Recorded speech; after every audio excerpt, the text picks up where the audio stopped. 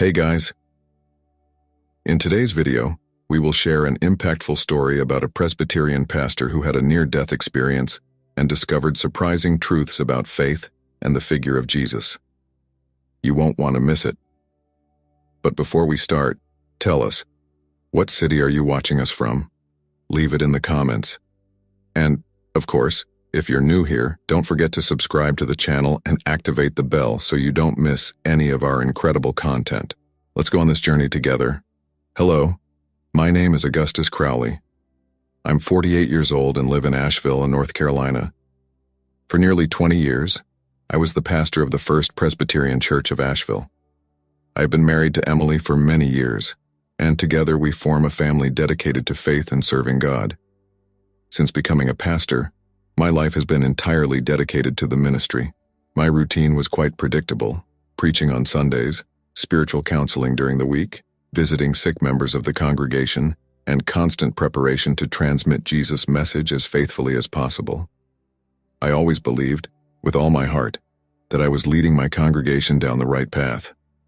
My faith was unshakable, based on a rigorous interpretation of Scripture. Sin was something very clear to me. The rules were rigid, and the idea of divine judgment was always present in my thoughts and preaching. I constantly warned my faithful about the dangers of eternal damnation. I preached about the salvation that could only be achieved through a life dedicated to the Scriptures and the teachings of Christ. As I interpreted them, this was my truth, the rock upon which I had built my entire life and ministry. However, I had no idea that all of this was about to change. My faith, which I thought was unshakable, was about to be deeply questioned and transformed by an experience I could never have predicted or imagined. It all started with what was supposed to be a simple surgery. At 48, I had never had any significant health problems, so I wasn't particularly worried. Emily was there with me, supporting me as she always has throughout our life together. I remember being in the operating room, lying on the operating table. The lights were very bright, and I could hear the sound of equipment around me. The medical team was moving around, preparing everything for the procedure. The anesthetist approached, smiled gently, and said that I would start to feel sleepy in a few moments. Suddenly, I felt a sharp, intense pain. It wasn't the kind of pain I expected to feel during surgery. It was something different, like my chest was being crushed. I tried to speak, to warn someone that something was wrong, but my voice wouldn't come out. Everything started to get dark, and I felt like I was sinking into a bottomless pit. It was at that moment that I realized something really strange was happening. Suddenly, I no longer felt any pain. In fact, I didn't feel anything anymore. It was as if my body had completely disappeared. I opened my eyes, or at least I thought I had, and found myself floating above the operating table. I could see my own body lying below. The doctors were agitated, moving quickly. I heard their voices, but it was as if they were distant, muffled. "Pressure dropping. We need to stabilize him," were some of the phrases he could distinguish. It was surreal to watch all this happening, as if I were a spectator watching a movie. I didn't feel afraid. In fact, a feeling of peace and tranquility came over me. It was as if all of life's problems and worries had simply disappeared. I felt light, free from any weight or constraints. As I watched the scene below, I began to notice a soft light around me. It was unlike any light I had ever seen before. It wasn't dazzling, but at the same time it was incredibly bright. The light seemed to pulse, as if it were alive. I felt drawn to her, as if she were calling me. Without me making any conscious effort, I began to move toward the light. The operating room was left behind, and I found myself crossing the hospital ceiling as if it didn't exist. Outside, I saw the city of Asheville stretching out below me.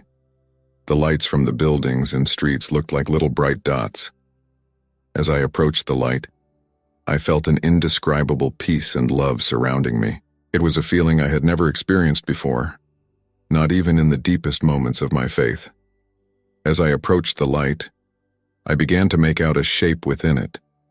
It was as if the light itself was taking shape, shaping itself into a figure that I couldn't completely identify.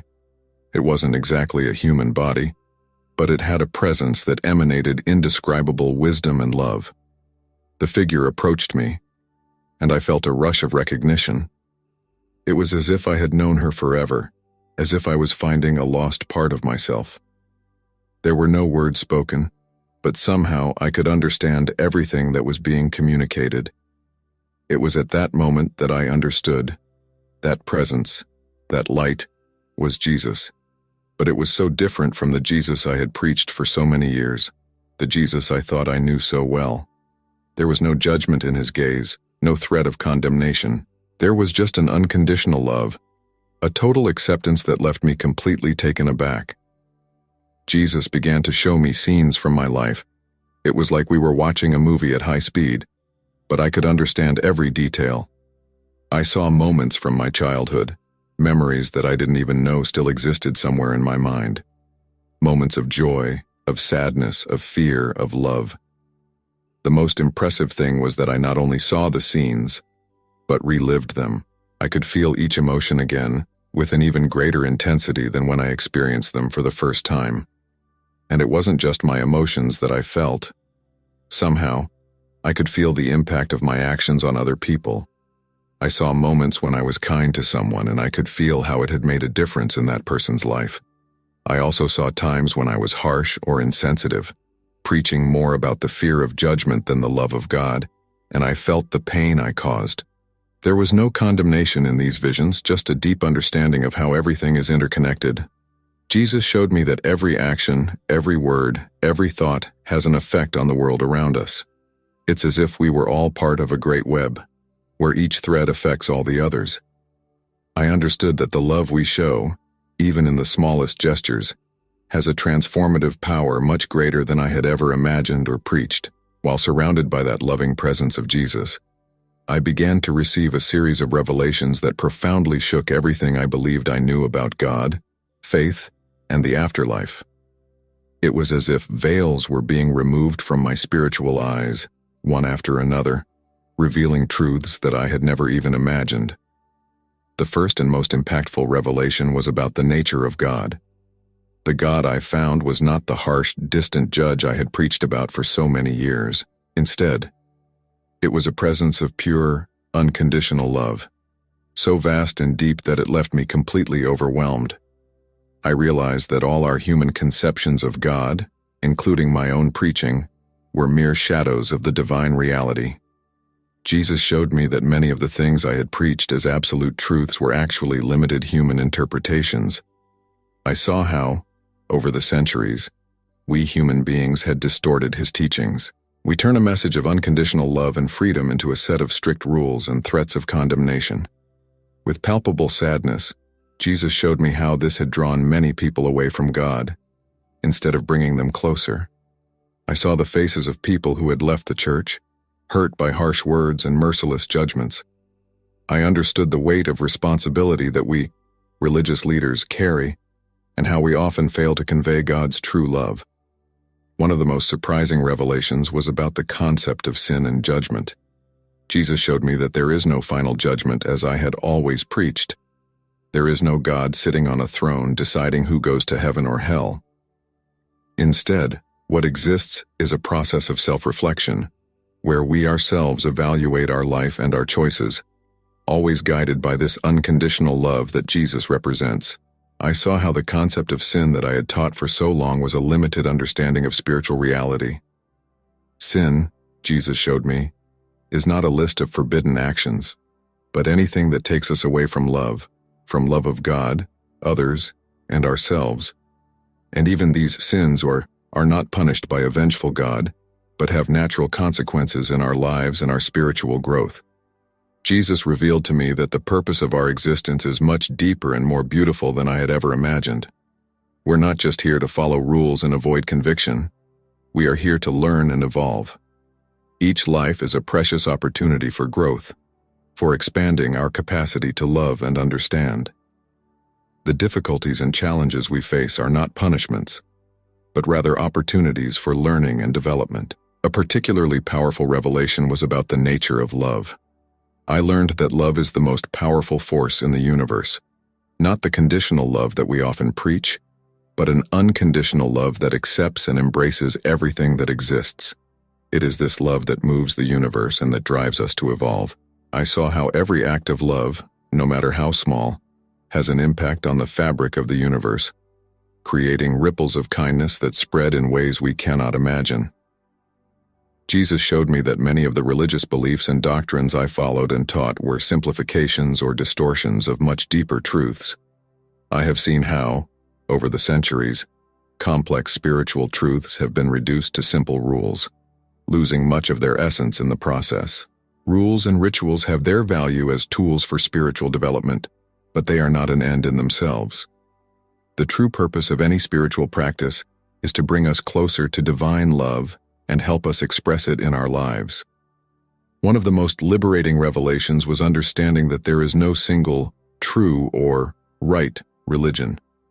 I saw the beauty and truth in different spiritual traditions, each offering a unique path toward the divine. I understood that different religions are like different languages, all trying to express the same fundamental truth of divine love. The important thing is not the external form of religious practice, but the intention and love we put into it. Jesus showed me the interconnectedness of all things. I saw how every thought, every action, every choice we make has an impact on the whole. I understood that we are not isolated beings, but part of a great web of life, all connected to each other and to the divine. This revelation brought with it a deep sense of responsibility and at the same time of liberation. Another important revelation was about the nature of reality. Jesus showed me that the physical world we perceive with our senses is just a small part of a much larger and more complex reality. I saw dimensions of existence that go beyond our three-dimensional understanding, full of beauty, love, and infinite possibilities. The revelation about life after death was particularly impactful. I saw that death is not the end, but a transition to another state of being. There is no heaven or hell like physical places, but states of consciousness that we create with our thoughts and actions. I understood that we continue to grow and evolve even after we leave our physical bodies. Jesus also revealed to me the truth about prayer. I saw that prayer is not an act of pleading with a distant God, but a process of attuning to the divine presence that is always with us. The most powerful prayer, I understand, is not asking for things, but a state of gratitude and openness to divine love. One of the last and most profound revelations was about the purpose of suffering. I saw that suffering is not a divine punishment, but a natural part of the process of growth and evolution. Every challenge we face is an opportunity to expand, to develop more love and understanding. These revelations left me deeply shaken. Everything I had believed and preached for so many years was being questioned. But at the same time, I felt an incredible liberation, as if a huge weight was being lifted off my shoulders. For the first time, I felt like I was truly understanding God's love and grace in all its fullness. As I absorbed all these truths, I felt profound humility. I realized how much I still had to learn and grow. But I also felt immense gratitude for having received these revelations and a strong sense of responsibility. I knew that my mission now was to live these truths and share them with others, not through dogmatic preaching, but through the example of a life lived with love and compassion. As these revelations settled into my being, I began to understand the true meaning of Jesus' words, "You will know the truth, and the truth will set you free."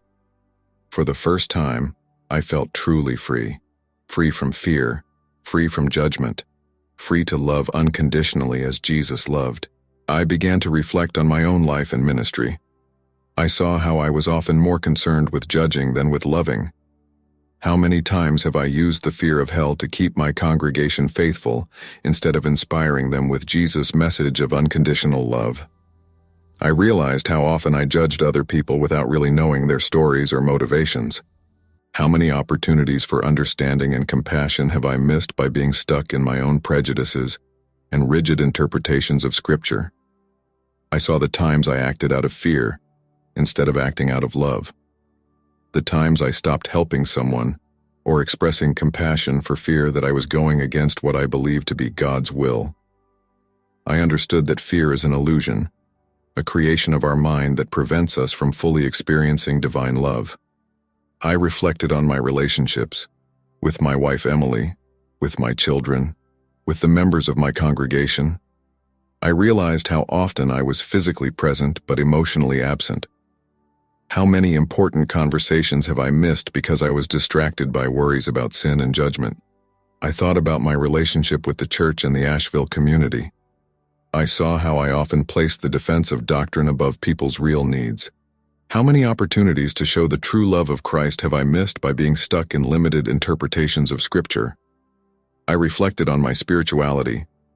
I saw how I often turned it into something mechanical, following rituals and rules without really understanding their deep meaning.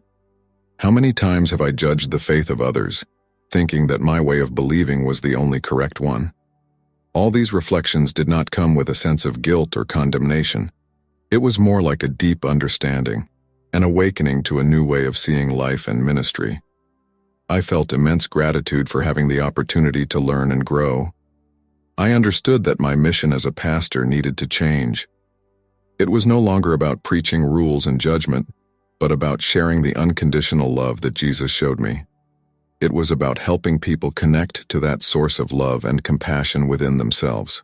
As I was immersed in these deep reflections, I felt a subtle shift.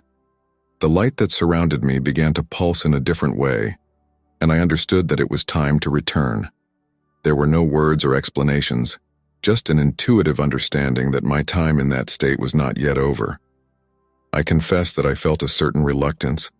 Part of me wanted to stay there, in that infinite peace and love. But at the same time, there was a feeling that I had a mission to fulfill, a new form of ministry to do in Asheville.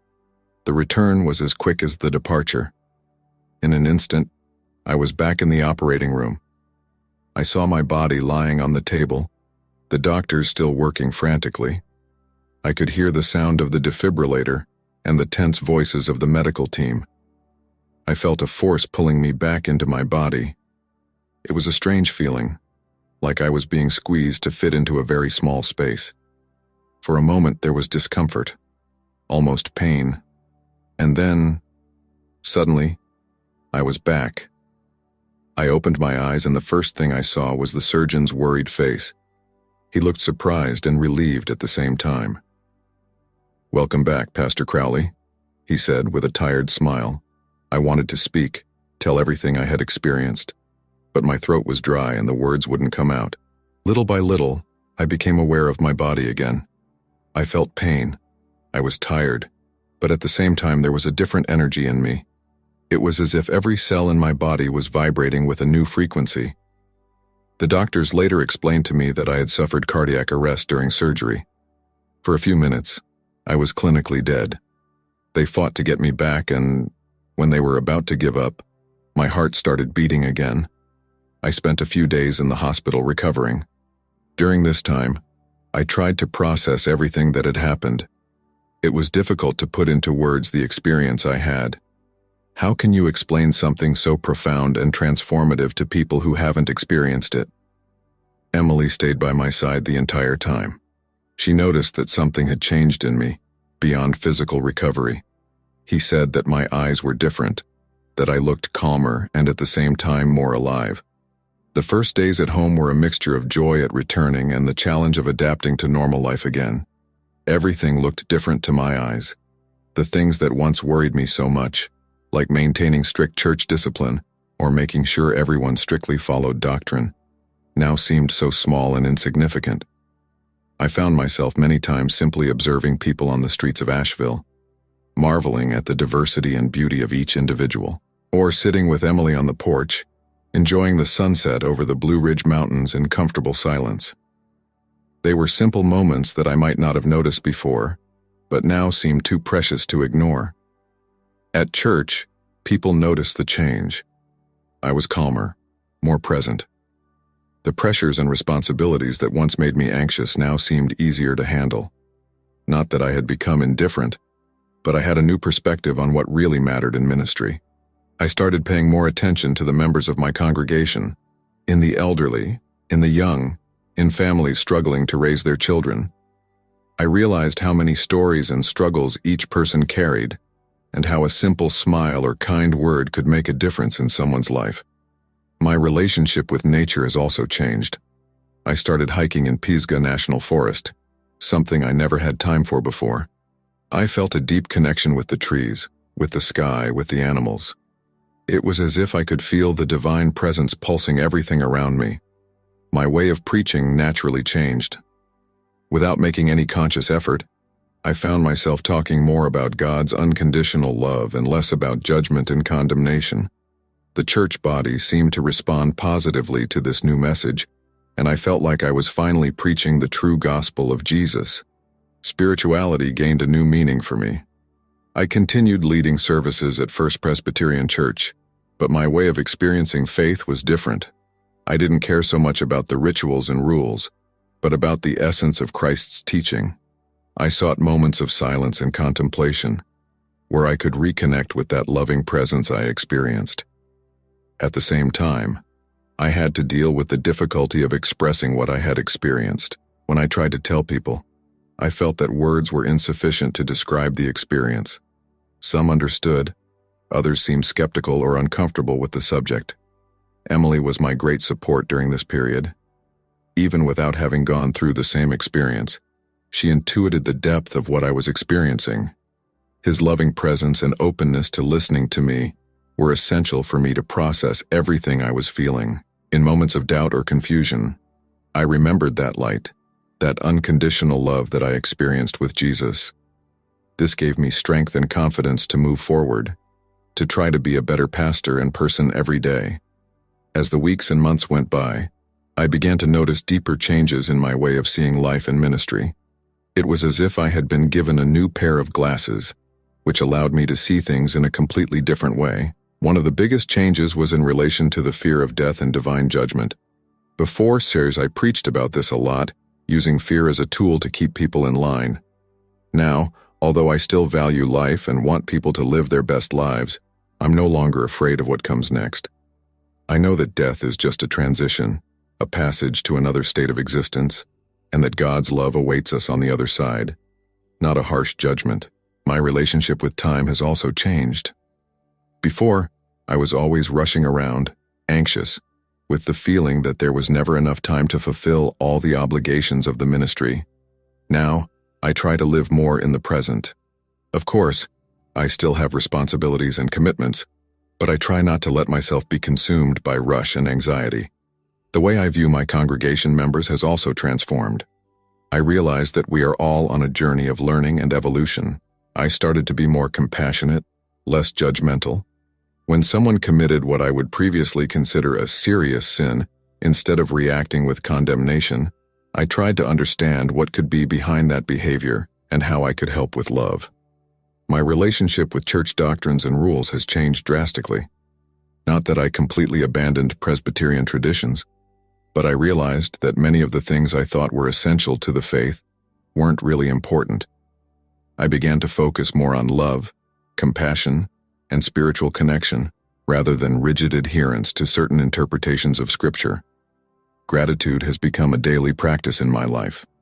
I began to be grateful for the little things: breakfast with Emily, the smile of a church member, the sound of the chapel bells.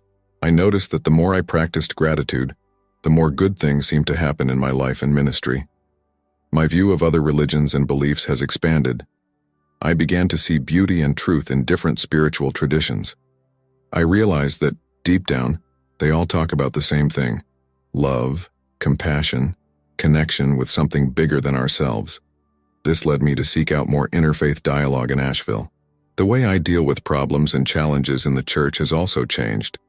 Not that I became immune to the difficulties of ministry, but I began to see them in a different way. Each obstacle became an opportunity for learning and growth, both for me and for the congregation. My relationship with the Asheville community has deepened. I became more involved in social issues, looking for ways for the church to more effectively serve the needs of the community. I felt a greater responsibility to be an agent of positive change in the world around me. Perhaps the most significant change has been in the way I see God's love. I understood that divine love is not conditional. It does not depend on our actions or beliefs. It is a love that embraces everyone, unconditionally. I started looking for ways to express this love more in all my relationships and actions as a pastor.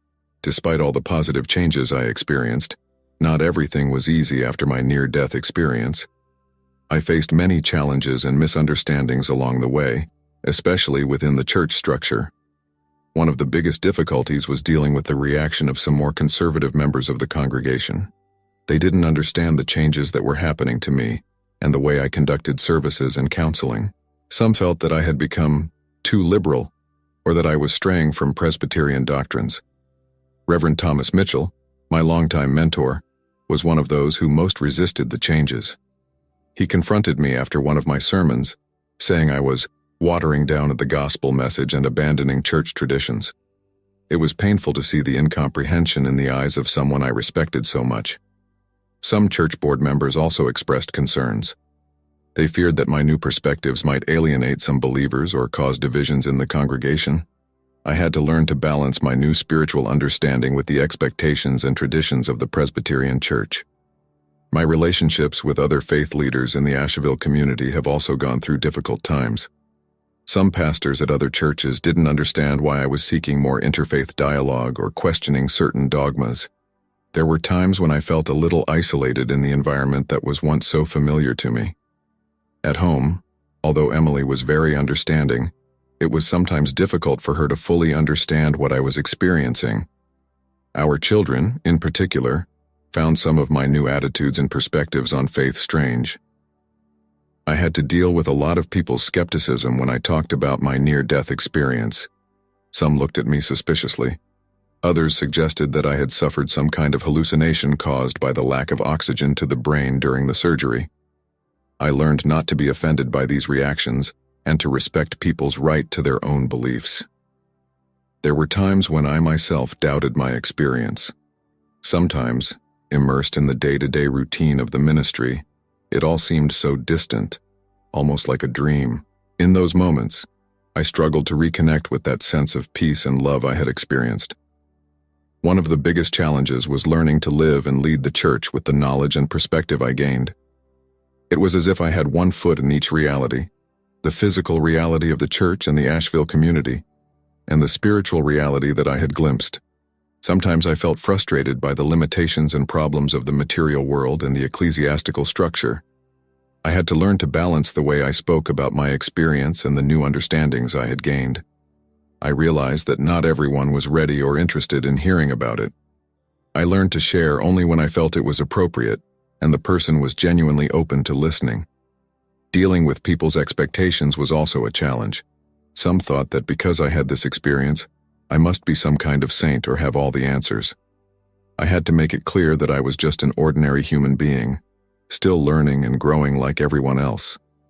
Despite these challenges, each difficulty became an opportunity to practice what I had learned: love, understanding, patience, and the trust that everything has a greater purpose in the divine plan.